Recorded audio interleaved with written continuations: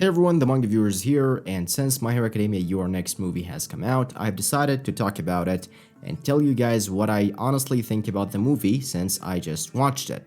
Don't worry, this won't be a spoiler video, so you can watch it with no fear. At the end, I'll put like a slight spoiler warning because I'll be kind of like diving a little bit into the plot and what's going on and what's, kind of my honest final feelings on it, so I guess I'll give you warnings by then. But for the whole video, it's spoiler free, so feel free to just sit down and enjoy it. The movie itself was actually a lot better than I expected it to be. It still kind of like follows the same formula from the past three movies, is that everything is going good, then a problem occurs, and then, the heroes have to kind of like figure it out and fight at the end. This movie, however, kind of like starts in an interesting way because it starts like with a really nice orchestra music that plays out at the beginning of the movie, right before we see Dark Might watching the fight between All Might and All for One. And after All Might basically says, like, "You're next," referring to Deku, Dark Might thinks he's the one that's being referred to. So he kind of like just wants to fill, like, his goal basically is to fill the void that All Might has left of being like a symbol of peace, not only in Japan, but like in the world itself. That's like his ultimate goal, I guess. And the movie like kind of like starts off as this like one team type of mission where we see all the students together. And then when like the plot quickly escalates, when we see like them getting divided into multiple teams, we see Deku going with Uchaka Oroka, Todoroki going with the other students, Bakugo going with other students. But don't worry, like at the end they do kind of like come together. But like they just kind of like everyone gets divided into this type of groups, and everyone has to fight different types of villains that has different types of quirks. I don't want to get like too much into spoilers, as I said. But let's just say like every type of group that they were divided into had a quirk that was weak for, like, let's say Todoroki had an opponent that his quirk is actually weak to, Deku the same thing, and Bakugo the same thing. Now, what really was like kind of weird to me in terms of the plot, and I will go back to like the story itself, but what was weird is the fact that we're starting this movie off with the events in season 3, and then we're kind of like seeing what's going on currently, or I guess kind of like currently in the anime, because we see Deku's suit after the war arc, and we basically just like see everyone in their like after the war arc suits. So what was the villain doing in that time, and why didn't anyone like catch any hints of him about that? So that was kind of like, I guess, like a weird plot hole. But it's not anything major. Anyway, we move on. Now, this is also like something regarding the My Hero Academia Your Next Movie story, is that it's kind of like a romantic story as well. Like, not in terms of like Deku and Oroka, like we see some elements here and there, but like in terms of the, I guess the antagonists themselves, like the girl Anna that amplifies quirk that I talked about, and the butler who's kind of like I guess like her I guess sidekick or friend or something, and they're kind of like he's trying to like kind of like save her a lot of times in the movie, but he like fails, but at the end he ends up saving her. But his power or his quirk is really similar to like Lady Nagant. He can like pulls out a gun, he has like prosthetics and stuff. So it was kind of interesting to see him using that. Also, like, I'm not spoiling anything because we literally saw him in the trailer. He's the guy with the eye patch, and he literally, like, his eye patch is kind of like a sniper type of, I guess, eye holder. So when he opens his patch, he kind of like just sees, more precisely. It kind of like reminds me of the Olympics that happened. But anyway, moving on, we then see Dark Might kind of like, coming in after like we saw so far the villains kind of like splitting the heroes up into groups and everyone's fighting with each other. We then see Dark Might again. He's on a yacht, as we saw in the trailer. He have a group of villains, a lot of villains, and basically one of the villains can like brainwash characters so they like literally like control Anna. Anna is kind of like a girl who is rich, and she was like kidnapped and her parents were killed off. She has like a really sad backstory.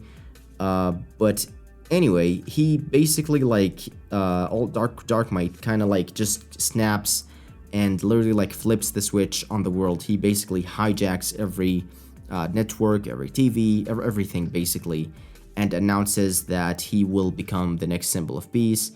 He will be the symbol of peace, not just in the UA, like in Japan, but in the world itself. We see him like using, Anna's amplifying quirk to kind of like, amplify things and, make things a lot more usable, I guess. Because basically, like, Dark Might's quirk, and this is kind of a spoiler, so be careful. His quirk is kind of like Yaoyorozu's quirk. He can create things from basically anything. So with the amplifying quirk, he kind of like just like gets stronger. He gets like beefed up, and he's like getting stronger and stronger and stronger. We then, kind of like move back. We kind of like keep moving back and forth between Dark Might and what he's doing, and the heroes and what they are doing, how they are fighting the villains. They kind of like manage to fight the villains. And I don't want to get too much into what's happening because it will ruin your movie experience, but basically they kind of like win against the villains, they regroup, and then we see basically the fight against Dark Might, which was really like shown a lot in the trailer. We see Bakugo, Todoroki, Deku, basically the big three, going against Dark Might, who's like using Anna's quirk and keeps using Anna quirks to amplify his powers more and more and more. After basically we see all the heroes kind of like regrouping and everyone is just getting together. We see some amazing kind of like set pieces from Mirako, Endeavor, and other pro heroes just like going, hitting the boat with everything they can so they can like stop kind of like regenerating it, because Dark Might is kind of like, producing these new things and new monsters to kind of like keep it bigger and basically trying to go with his plan, because he's like moving his yacht, I guess, across like buildings and cities, so they're trying to like kind of like slow him down or stop him. But anyway, they all manage to get together. We then see basically like Todoroki, Bakugo, and Deku kind of like teaming up to fight Dark Might. We then see the famous You Say Run soundtrack, which was really amazing and really like just having a lot of goosebumps play, and it was just amazing Sakuga animation overall. And we basically see Bakugo kind of like, and this was kind of funny, but because like Bakugo burns the face of Dark Might, because it was like it only appeared to be like an illusion, because what he really looked underneath was like a kind of like a really just like a blonde Russian guy, or I guess like a godfather or something. He looked like a really normal dude with like his hair all the way back, which was kind of funny. Bakugo, like basically we see Todoroki Bakugo kind of like going and, cheering Deku on to finish Dark Might, and then he basically uses One for All in like a really powerful punch to destroy Dark Might. But then we see kind of like, I guess like the second phase of the boss, where we basically kind of like just see Dark Might going into this Berserk mode, because Anna, the one who's amplifying his quirk, kind of like just goes crazy. It's kind of like La Brava, I guess, and how her love quirk works. It's kind of like pretty similar to that. I feel like Horikoshi took a lot of, sequences, I guess, from there, because it's literally just like her amplifying his quirk more and more. He goes like in a really Berserk mode that it's kind of like, I guess, like hockey type of thing, because he becomes like a really huge monster, and like I guess like an All Might type of monster, and basically like Deku gets knocked unconscious, kind of like, I guess like from the power or something, where we see like all the three of them kind of like just lying down and trying to stand up, but they can't. But then the freaking butler comes in and he grabs Anna, he calms her down, and then they basically like we see a cool flashbacks of them when they were happy and so on. Because one of the guys, I forgot to mention that, has like a dream type of quirk that gets like people really sleepy and makes them want to see what they want, or like their favorite memory, I guess. Which then, like, since she basically kind of like went to cooldown mode, Deku, Bakugo, and Todoroki goes again, and they basically fight the monster Dark Might, which is like the second or the third phase of him. We see this amazing animation again, really amazing set pieces, amazing Sakuga pieces, where like it was really intense. I kind of like was having goosebumps for the second time in the movie, I guess. We basically see Deku using One for All to destroy the ship. He yells like a smash. I couldn't really like figure it out what it is, but I think it was like United States or something like that. He basically just like went down and basically splitted the yacht into two pieces. I felt like I was watching One Piece for a second because the boat kind of like, or the yacht, sorry, kind of like split it evenly. And it was like a really huge yacht. It's not like some normal type of yacht. It was like, I guess like bigger than Camino type of yacht. It was like pretty huge. I think we saw that in the trailer as well, like how big it actually is. Everyone is saved. Anna and the butler kind of like go on their separate way. Basically, Deku just like wonders about what he wants to do and how he wants to save everyone. And the final credits, I guess, is like we see, which was kind of weird. We see All for One and basically like Shigaraki kind of like waking up or opening his eye, which I was like, isn't he like awake in the anime? Overall, I would give this movie a 6.5 out of 10, maybe a 7. The plot itself wasn't really that interesting. That wasn't like the thing that hooked me up to go and actually watch it. It was more of like how can I say this? I guess more like it was because of All Might, wasn't it? So I was kind of like really excited just to see it. I guess that was like the most reason that I got to see it. And I feel like they kind of like made that just so we can see like how Prime All Might looked like. Maybe I'm stretching here a bit, but I honestly don't think that's how powerful Prime All Might is. I feel like that's maybe how weakened All Might power is, maybe, because we're still like have the heroes as, you know, as their young age and so on. Final thoughts: it's a good movie.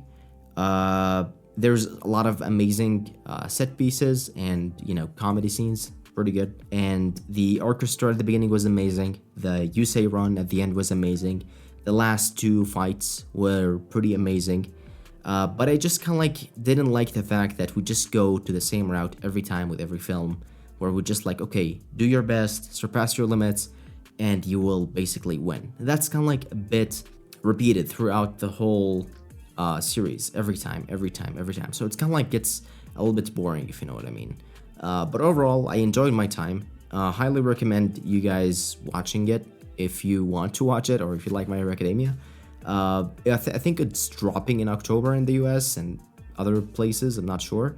But yeah, for the special book that you guys that I've told you about, you basically get like a special book of like kind of like an interview of Furukoshi and the reporter, and he basically asks him a couple of questions.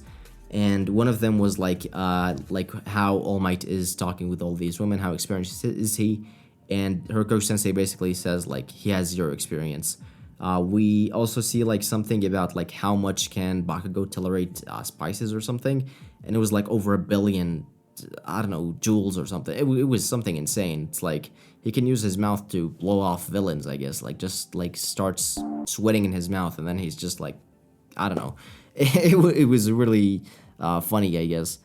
But I had a really good time. I hope you guys have enjoyed this video, and I hope I haven't spoiled anything, because I did kind of like put a spoiler warning before I got into like the main thing and the main spoilers. So yeah, please don't hate me for that. And I have been the Manga Viewer, and I'll see you all next time. Matsune.